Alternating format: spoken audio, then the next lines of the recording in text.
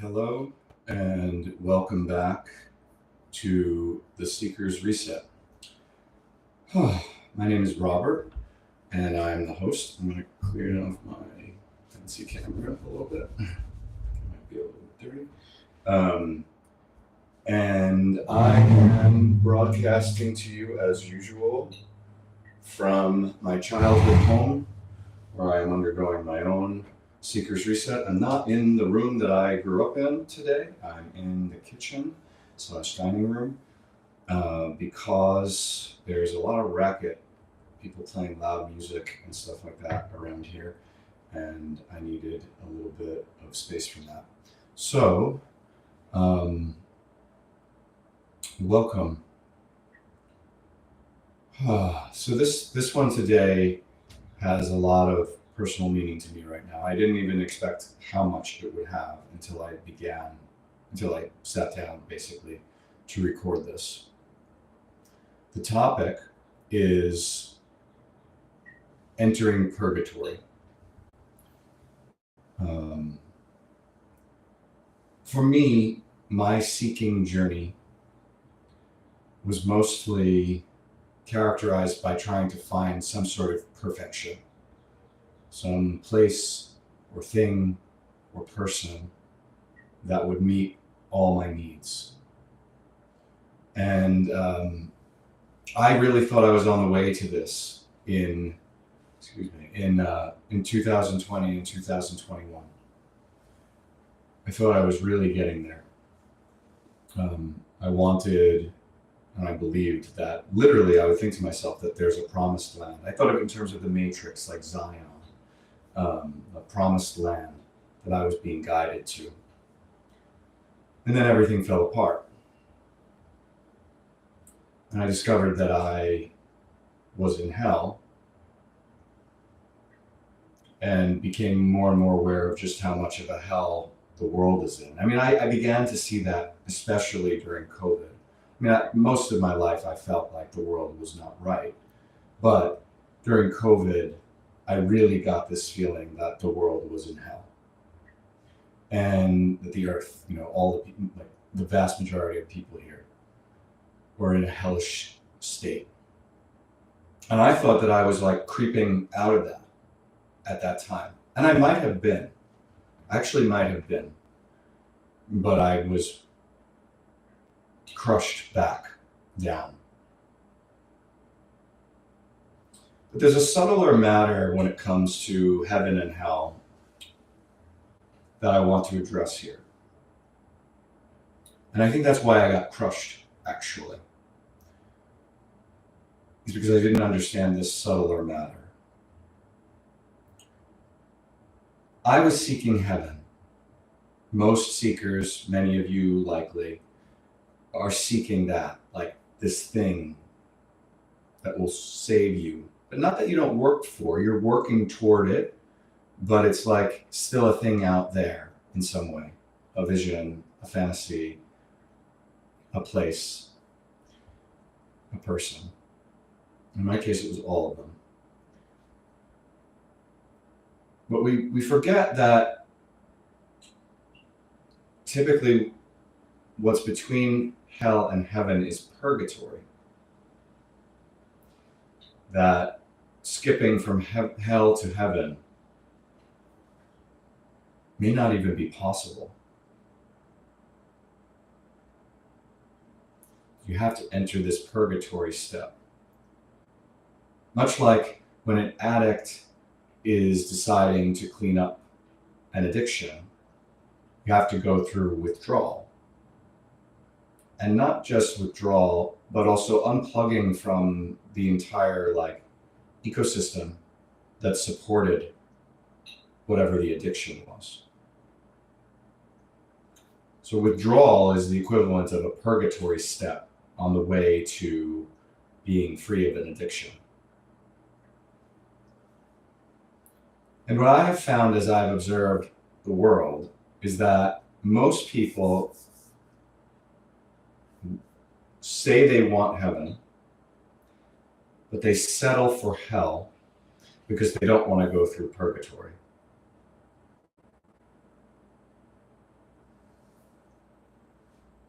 more than that, Divine Truth, which I reference often, divinetruth.com, you can look at the Divine Truth YouTube channel. It's the teachings of Jesus and Mary, who are returned to Earth, living in Australia. You can look it all up. I'm sure that will rub some of you very interestingly. Go ahead and check it out. But they state very clearly that the Earth is literally in the hells, they call it. And the reason for this is because we have descended so much from our choices, like that we once were in a condition of a perfect natural human state. You could call it like Eden, Adam and Eve, although they refer to Adam and Eve by different names, Aman and Aman. So we were in this sort of like perfect state. We fall, literally, and then over time we separate ourselves further and further to the point that we're in a hellish condition here on Earth. And you can see it everywhere if you're really looking. And again, likely if you're interested in what I'm saying, I'm preaching to the choir. And what happens is that people choose, instead of taking the step of personal responsibility into purgatory on the way to what we could call heaven, which would be a reunion with our souls, a reunion with God, a return at a minimum to our perfect natural state, which again, Divine Truth draws distinction between what it calls the divine love path and the natural love path. Both are very important, but one leads to God and the other leads to the perfect condition of man. But most people are competing in hell. The vast majority of people, I believe, who look successful, even happy on the earth, are actually just winning in hell.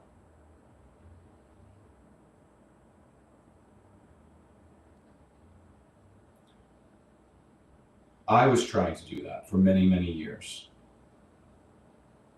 I was attempting to win the game in hell, which is a man-made game based on all flawed premises of what is really good and bad and true and false and right and wrong.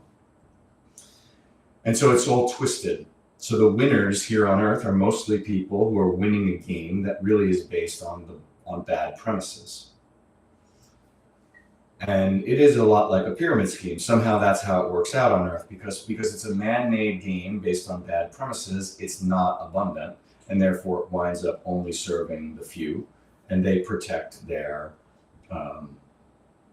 spot, right? They protect it. And I remember actually reading a quote,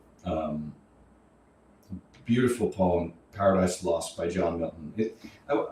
I may bring more and more of these things into the episodes, but I read this for the first time in my freshman year of college, just before I almost dropped out for the second time.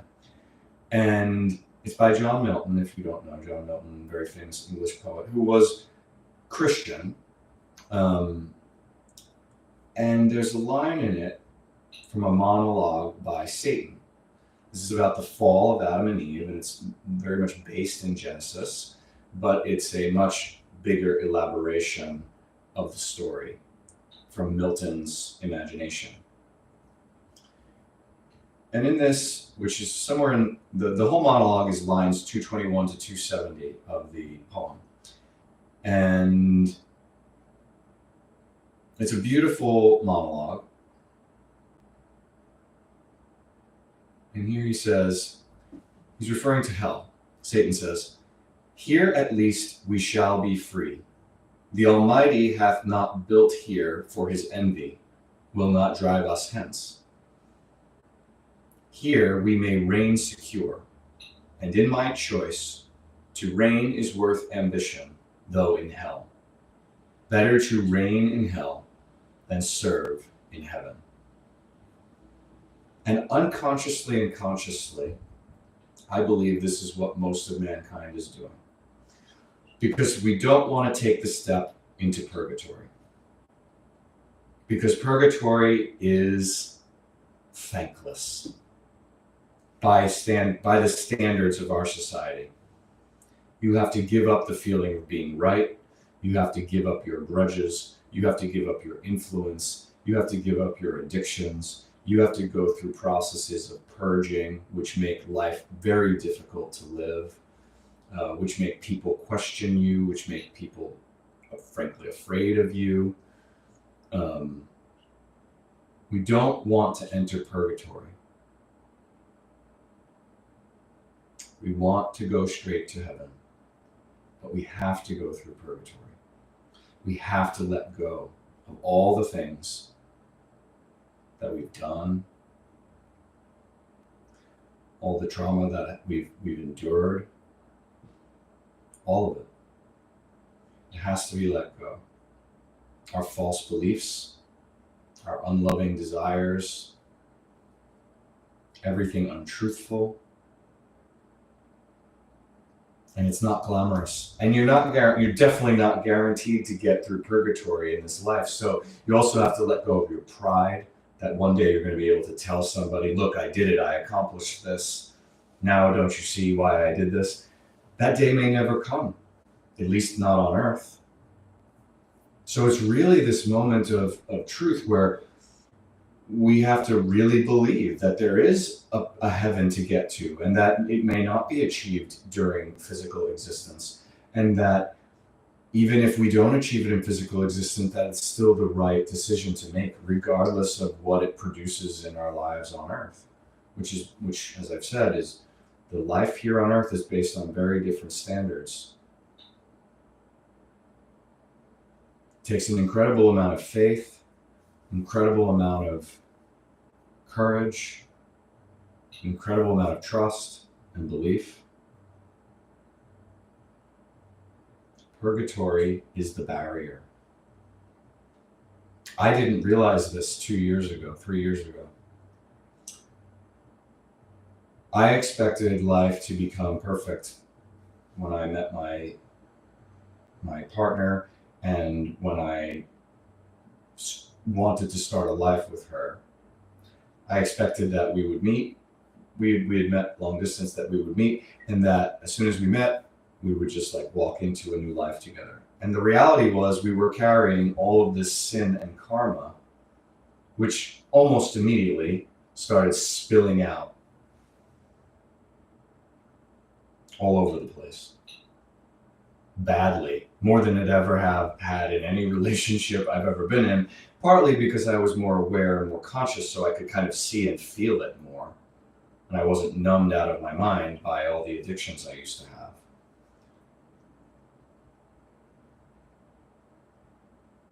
But instead of realizing, this is purgatory, we don't get to go to heaven right away, I thought, this is wrong. This is not right. This can't be right. Like, things are supposed to work out right away. I thought I was more advanced on this path. I didn't recognize the purgatory step, even though symbolically, and some of you will love this from sort of an esoteric synchronistic point of view, even though prior to that, I had left California, my home at the time, began traveling the country. My very first stop was on a mountain called Purgatory in Colorado. My very first stop, Purgatory, after I left California, which arguably was symbolic of me leaving hell, and I entered Purgatory. And it was even there on the map. And I later wrote to my partner, the first letter I ever wrote her, from that same place, from Purgatory, when I was traversing the area a second time, because I had been driving around the country in 2020 and 2021. Purgatory is what stops us from going through the Seeker's Reset. Because the Seeker's Reset, if it is sincere and if it is real and if it is, if it's sincere, it leads to heaven. But you must go through purgatory. And even now, as I speak, I am resisting this. I haven't resisted it in every possible way, but there are very crucial ways in which I am resisting purgatory right now. It has to do with pain and accepting how bad my life has become.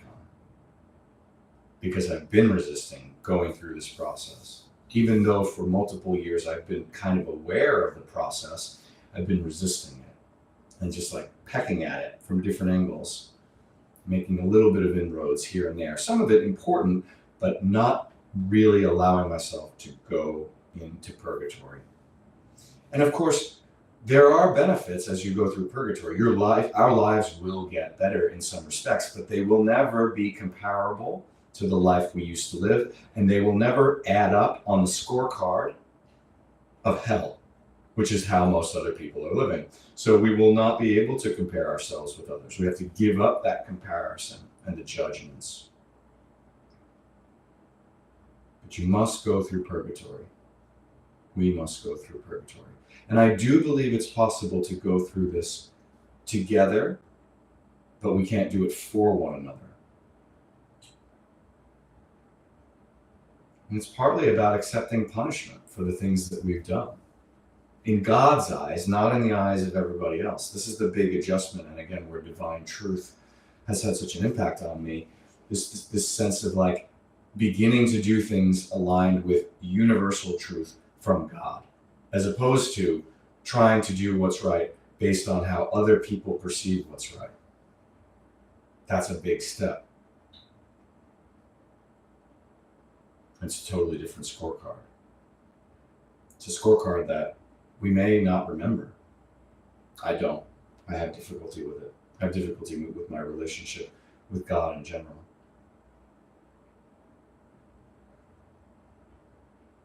So we must enter purgatory.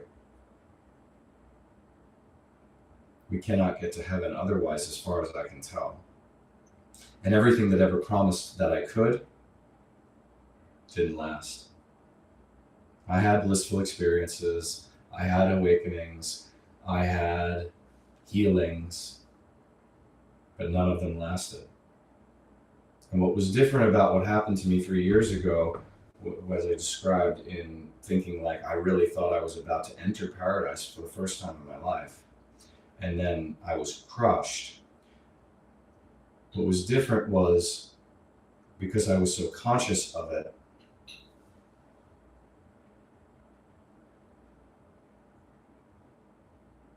for the first time in my life, I realized I'm not doing something right. For real. And I'm still not totally surrendered to that reality. But we must go through purgatory. And the only question is, how do we do it as smoothly as possible? Because if there is a loving God or any God, then I don't believe that God would want us to suffer unnecessarily. And he did put us all here together. And I do believe it's possible to create ways to go through this process that are smoother. And in large part, I think that's what Jesus and Mary are doing with their organization called God's Way in Australia. But that's the divine love path, and there are not many natural love versions of that. And some of us may not be ready to jump onto the divine love path. I'm not sure I am. You have to look into the difference between these two things on divine truth. I'm not sure I am, which is also very humbling, because I always thought I was ahead of the class and ready to go for broke. And now I'm not sure that I can go all the way right now. I don't know. I feel so disconnected from God that it's hard for me to take that kind of step. I don't even really believe in God in my heart. I'll have to do another episode on those topics. But purgatory seems essential, and not acknowledging purgatory can lead to some really big crashes that may be unnecessary. It did for me. So the humble and sincere seeker will know this, just like the humble and sincere addict will know that they must go through withdrawal. Oh, there's so much more that I'd like to say about this, because I really enjoy this topic and because it's so relevant to me, and it's actually torturing me right now. So even though I might be grinning, this is terribly painful in my life right now. And I will say more about it in the future. But for now, I will leave it there. Thank you for tuning into the Seeker's Reset. I have been your host, Robert, and I am grateful for your interest, and I will be back online in the next 2 to 3 days. Thank you so much. Take care.